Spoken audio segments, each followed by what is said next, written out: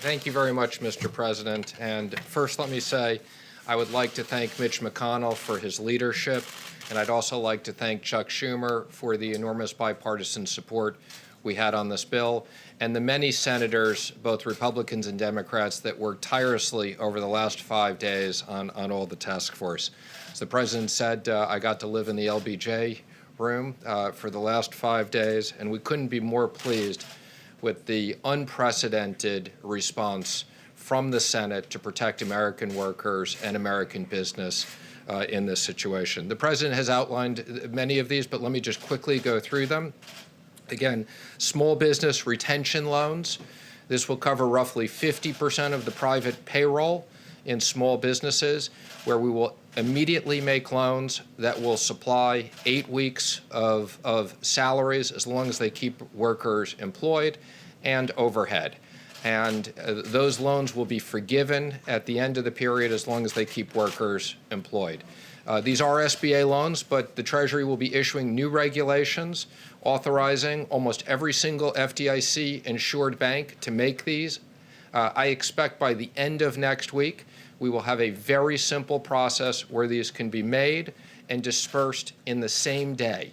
So this will be a very simple system to get money into small business hands. For companies that don't qualify that, we have a economic program of tax incentives to retain workers. And as the President said, we have enhanced unemployment insurance for people who don't fit into these two programs that will be administered through the states.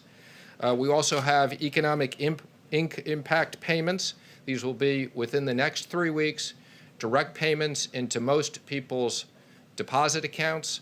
And for those that don't have it, we will be having the checks in the mail.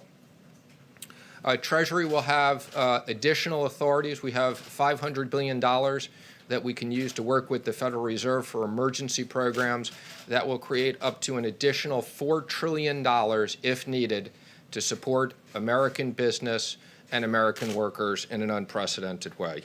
And then finally, the President mentioned $100 billion to hospitals and $150 billion to states that have specific coronavirus expenses, as well as many additional things. Mr. President, I especially want to thank you and the Vice President.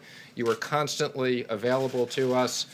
We spoke constantly throughout the day. You gave us guidance and quick decisions on many issues. And again, thank everybody for this great bipartisan work. This is going to be enormous help for the American workers and the American economy. The President was very determined that Congress would move swiftly to protect hardworking Americans in business in this unprecedented situation.